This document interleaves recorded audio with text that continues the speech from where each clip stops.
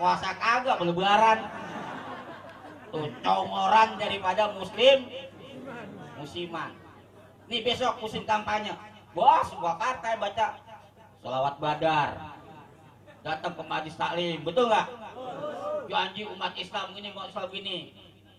Begitu Ahmadiyah kemarin dituntut, kagak ada yang membubarin. Ya. Sampai gini hari nggak ada.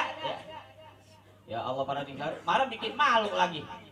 Ada anggota DPR RI dari partai lambangnya Ka'bah, asasnya Islam, ketangkep di hotel sama Jablay. Ya Allah, saya ngomong, kalau umpama anggota FBR ketangkep sama Jablay masih pantas. Saya ngomong kenapa? Karena FBR lambangnya ondel. Tapi mudah-mudahan enggak, para hadirin sekalian ya.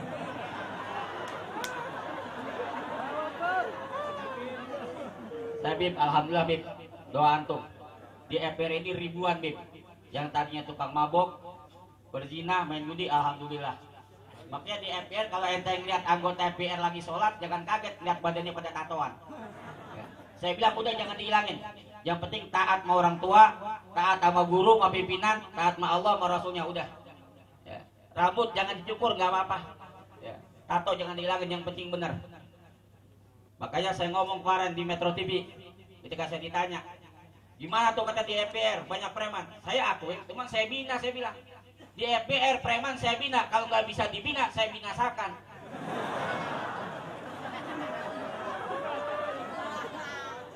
Dan perlu diketahui, preman-preman yang di jalanan, yang di lampu merah, ini adalah korban daripada preman-preman yang berdasi dan preman-preman yang berseragam, para hadirin sekalian. Makanya pemerintah harus bertanggung jawab. Polisi nangkep, pemerintah bina, didik keterampilan, ajarkan bagaimana supaya benar. Jangan cuma ditangkap doang, ditangkap 3 bulan, dilepas, jadi lagi preman, para hadirin sekalian.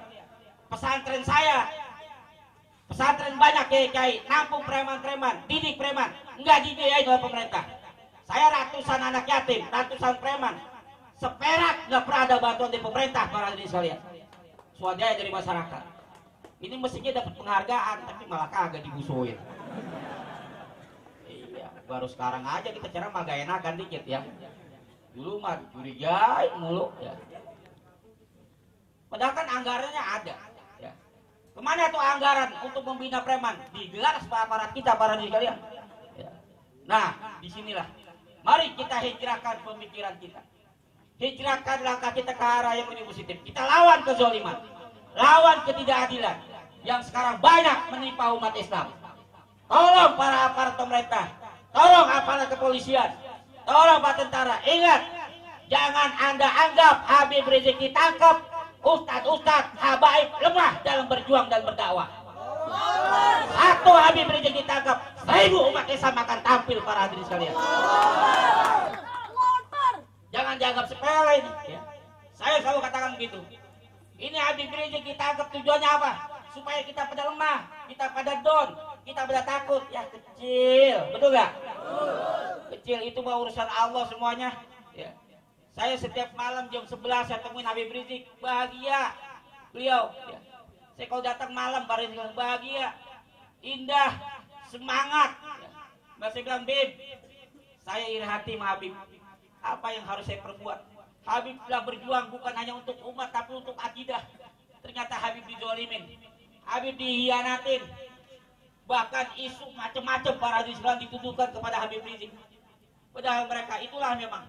Saya bilang jangankan Habib Rizik, Nabi Muhammad SAW memperjuangkan akidah di Mekah sampai dia hijrah ke Madinah.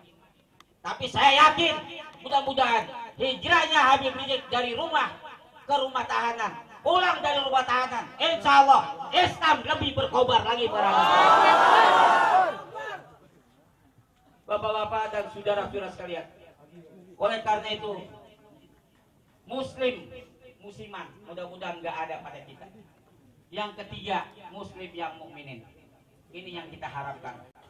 Allah berfirman di dalam Al-Quran, Bismillahirrahmanirrahim. Ya ayyuhalladzina amanu udkhulu fis-silmi kaffah wala tattabi'u khutuwatis syaitan innahu lakum aduwwum mubin.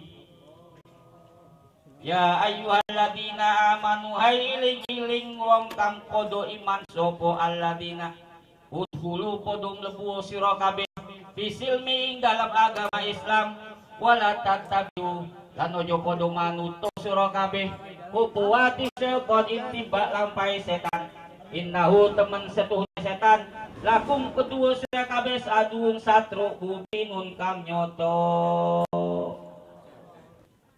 Jadi kalau kita sudah beriman, nyatakan dan kita buktikan dengan perbuatan, jangan mengikuti kelakuan setan. Setan itu adalah musuh yang jelas bagi kita para hadirin sekalian. Nah, pada saat ini kita berhadapan dengan para habaib. Pada saat ini kita berhadapan dengan para ulama. Surujud fid dunya wa masabil akhirah. Ini para hadirin sekalian yang selalu kita ikuti, yang selalu kita dengarkan, karena hidup ini tanpa bimbingan, tanpa peringatan, tanpa teguran, kita akan hafal. Naudzubillah min. Bapak-bapak, saudara-saudara dan hadirin sekalian, karena banyak mubalek, saya cukupkan sampai di sini dulu. Sekali lagi atas nama pimpinan pusat Forum Betawi Rempuk se-Jabodetabek dan atas nama Imam Besar Gerakan Santri Indonesia yang sudah ada di 17 provinsi, menyampaikan salam persaudaraan dan salam rempuk kepada saudara-saudaranya dari Forum Majlis Rasul dan Front Pembela Islam. Ayo kita bangkit kembali, ayo kita satukan tekad kembali, ayo kita lawan kezoliman, ayo kita tampakkan kebenaran. Mudah-mudahan langkah kita mendapat ridho dari Allah Subhanahu wa taala. Dan yang terakhir para hadirin sekalian, saya mohon doa. Yang terakhir saya mohon doa. Nanti pemilu pada tanggal 9, saya kebetulan nyalonin DPD. Bukan partai, bukan. Dewan Perwakilan Daerah. Nomor urutnya nomor 2. Gambarnya begini pakai udeng-udeng. Doakan saya, dukung saya. Kalau saya menang, program saya satu. Sebagai senator Jakarta, gubernur harus membuat SK pelarangan terhadap Ahmadiyah di Jakarta. Kalau kagak, yang nyoblos saya, ikut saya, kita kepung Pemda, kudeta, turunkan gubernur para hadirin sekalian. Itu tekad saya. Ya. Padang sudah begitu. Ya. Di daerah-daerah sudah, tinggal di Jakarta belum. Setuju nggak? Setuju dia? Jadi program saya nggak banyak-banyak. Kalau saya duduk di senator, ya, begitu dilantik, seminggu kemudian atas nama senator Jakarta menuntut kepada gubernur agar melarang aliran Ahmadiyah segala kegiatannya di Jakarta. Kalau tidak, kita kudeta atau revolusi sistem, turunkan gubernur daripada akidah anak-anak kita nanti rusak para hadirin sekalian. Allahu Akbar. Allahu Akbar. Allahu Akbar. Setuju nggak? Jangan sengaja ikut, saya paling depan para hadirin sekalian. Ya. Yang kedua, itu sudut yang pertama itu. Yang kedua, kita menuntut balik bahwa keputusan yang telah dijatuhkan kepada Habib Rizik harus ditinjau kembali, karena ini adalah keputusan politis yang hanya merugikan umat Islam. Udah dua aja itu program saya, ya. Dua aja, ntar yang lainnya ngikutin belakangan, ya. Inilah para hadirin sekalian yang dapat saya sampaikan. Kurang lebihnya mohon maaf. Ihdinas siratal mustaqim. Billahi taufiq wal hidayah. Wassalamualaikum warahmatullahi wabarakatuh. Bismillahirrahmanirrahim. Alhamdulillahi rabbil alamin alladzi a'azzal mujahidin wa adzallal mu'tadin wal aqibatu lil muttaqin wala udwana illa 'alal zalimin. Asyhadu an la ilaha illallah al-malikul haqqul mubin. Wa asyhadu anna sayyidana Muhammadan abduhu wa rasuluhu sadiqul wa'dil amin. Allahumma salli wa sallim wa barik ala sayyidina wa habibina wa syafi'ina wa maulana. Wa idh yamkuru bikal ladzina kafaru liyusbituka aw yaqtuluka aw yukhrijuka wa yamkuruna wa yamkurullah wallahu khairul makirin. Ahibail kiram wal muhtaram, kepada yang terhormat para habaib, wabil khusus guru kita bersama yaitu Habib Munzir Al-Musawa, kepada para alim ulama barusan yang telah menyampaikan tausiah yang begitu semangat kepada kita semua, itu pimpinan daripada Forum Betawi Rempuk Kiai Haji Fadli Al-Muhir, dan barusan yang baru tiba beliau guru saya juga Kiai Haji Zuhdi Naim.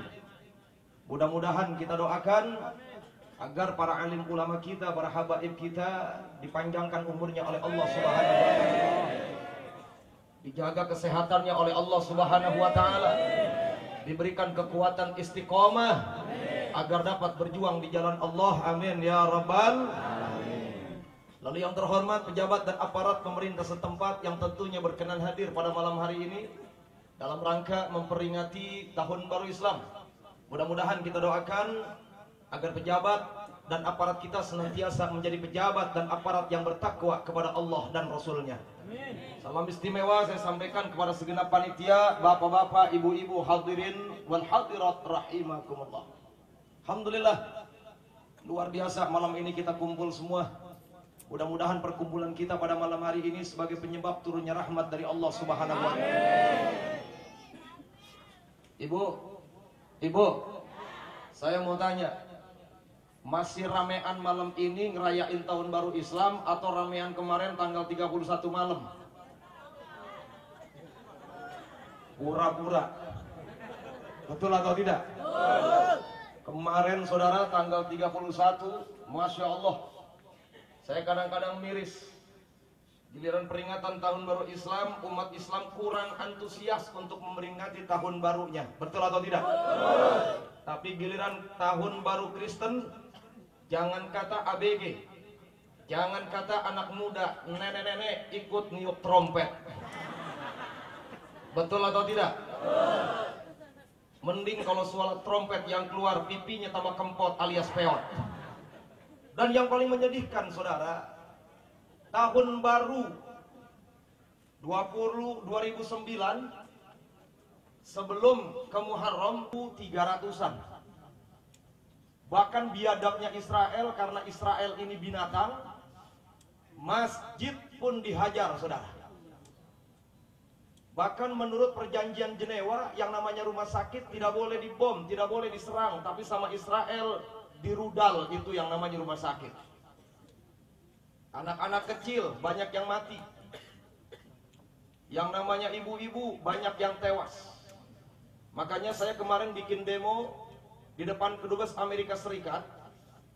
Tuntutan yang kami nyatakan di hadapan wartawan kepada pemerintah kita, Bapak Presiden SBY, dengan landasan Undang-Undang Dasar 45, di mana di Undang-Undang Dasar 45 itu di sana tertuliskan bahwasannya penjajah di muka bumi harus dihapuskan. Betul atau tidak? Betul. Israel ini penjajah, betul? Betul. Maka itu saya katakan di depan wartawan kemarin ketika kami bikin demo, hai wartawan, sampaikan kepada Bapak SBY agar pemerintah Republik Indonesia dengan dasar Undang-Undang Dasar 45 berangkatkan TNI dan Polri-nya yang Islam ke Palestina untuk membela saudara-saudaranya. Allahu Akbar. Allahu Akbar.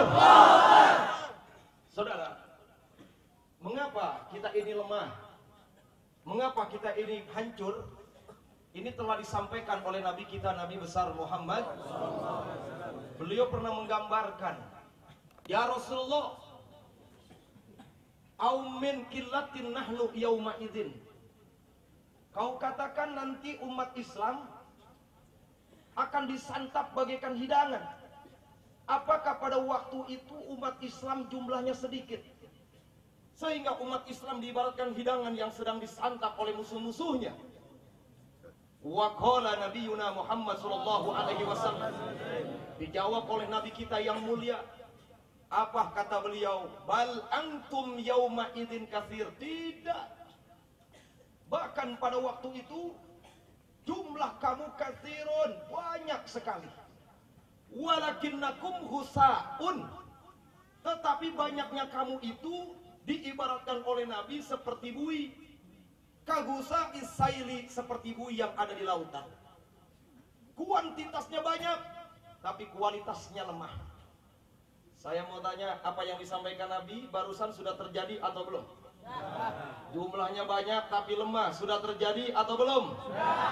Bahkan yang lebih mengejutkan, Nabi melanjutkan hadis tersebut, saudara.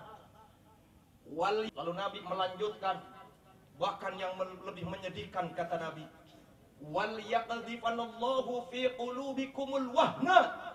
Pada saat itu, di mana musuh-musuh Islam tidak takut dengan umat Islam, Allah jangkitkan hati-hatinya umat Islam dengan satu penyakit yang namanya al-wahn. Lalu sahabat bertanya, ma huwal wahnu ya Rasulullah? Apa itu al-wahnu ya Rasulullah? Dijawab oleh Nabi kita, Nabi besar Muhammad sallallahu alaihi wasallam, hubbud dunya, cinta dunia. Wah, diputus sama Israel, begitu pula makanan tidak lagi diberikan kepada saudara-saudara kita. Bahkan yang lebih menyakitkan, itu negara Libya, Umar Gaddafi, dia mengirimkan bantuan 30.000 ton makanan melalui laut. Itu kapal yang bawa makanan ditembaki oleh serdadu Israel, disuruh balik lagi, saudara. Nah, makanya saya kemarin bersama Laskar Pembela Islam, lalu dengan laskar-laskar yang lainnya, kami demo selain ke Kedubes Amerika Serikat, kami juga demo ke Kedubes Mesir. Gaza segera dibuka agar para relawan-relawan, makanan-makanan bisa segera disalurkan ke saudara-saudara kita di Palestina. Alhamdulillah. Saudara hadirin rahimakumullah. Tapi ingat, sungguh pun di sana saudara kita sedang dihajar oleh Israel, kita pun tidak boleh melupakan masalah yang ada di dalam negeri kita. Betul atau tidak?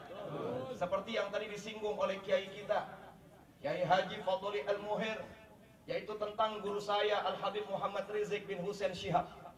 Beliau ini Pak Bu, pada saat terjadi insiden Monas, beliau itu sedang mengajar di rumah. Padahal pada waktu itu beliau harusnya ada acara ceramah di rumahnya Habib Idrus Jamalulail Condet. Saya yang diutus oleh beliau untuk hadir ke sana karena Habib Rizik sedang mengajar dari pagi sampai sore. Begitu meletus terjadi insiden Monas, apa yang terjadi? Beberapa hari kemudian Habib Rizik digerebek rumahnya sama jongosnya Amerika, yaitu 1700 Densus 88, saudara. Bayangkan, satu orang Habib yang ngegerebek 1700 Densus.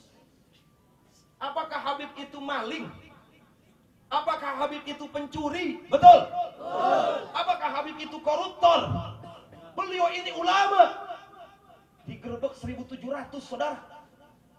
Giliran koruptor boro-boro 1700, hansip aja kagak nongol. Betul atau tidak? Maka pantas tadi disinggung oleh kiai kita tentang banyaknya musibah.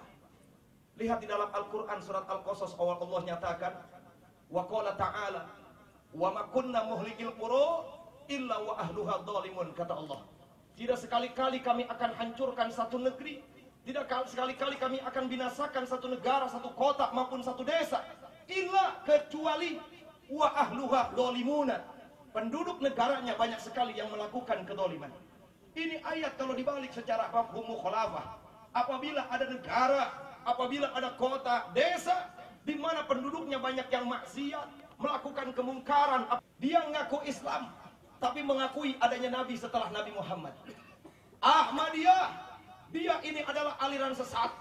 Dia mengaku Islam tapi dia mengaku adanya kitab lagi setelah Al-Quran. Coba saya mau tanya untuk memantapkan akidah kita. Saya mau tanya, setelah Nabi Muhammad ada nabi lagi atau tidak? Tidak. Jawab yang kompak. Setelah Nabi Muhammad ada nabi lagi atau tidak? Tidak. Setelah Nabi Muhammad ada rasul lagi atau tidak? Tidak. Setelah kitab suci Al-Quran ada wahyu lagi atau tidak? Tidak. Setelah kitab suci Al-Quran ada kitab lagi atau tidak? Tidak. Yang aneh berapa bulan yang lalu ada kiai gendeng ini, kiai stres, kiai bahlul, ditanya di radio sama jamaah, Pak Kiai saya mau tanya, setelah Al-Quran itu ada wahyu lagi atau tidak? Ini kiai jawabnya begini, ada, begitu kata dia. Wah ini jemaah makin penasaran, Kiai wahyu apaan setelah Al-Quran? Dijawab sama nih kiai, Wahyudin sama Wahyu Ningsih. Wah, saya mau tanya, kalau jadi kiai, jadi ulama, ditanya tentang akidah, boleh bercanda atau tidak? Ya. Kalau ulama, jadi kiai, jadi ustadz, jadi ulama, kalau berbicara tentang akidah, boleh bercanda atau tidak? Ya. Ini geblek nih kiai satu nih. Ini katanya di sini bekas pacarnya ada nih. Makanya saya minta kepada seluruh umat Islam, kita Bu ya, zaman di pesantren satu keharusan. Yang nggak boleh itu mengkultuskan guru. Bahaya. Ini lihat nih, ada kiai gendeng ngomongnya udah ngaco, masih aja dibilang wali. Betul atau tidak? Lihat pengikutnya, kuat kalau dibilang wali. Saya mau tanya, ada nggak wali yang bela Ahmadiyah? Ada tidak? Kalau ada wali bela Ahmadiyah berarti wali setan, betul?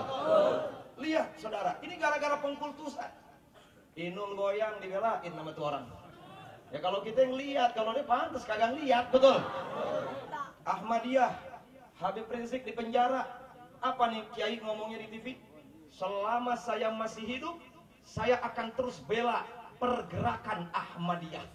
Man tasyabbaha biqaumin fahuwa minhum, kata Nabi. Barang siapa yang menyerupai saja, menyerupai, nggak sama, menyerupai dengan sekelompok kaum, maka mereka itu termasuk golongannya. Betul atau tidak? Betul. Ini kiai belain Ahmadiyah. Padahal sama kita tahu saudara, Ahmadiyah itu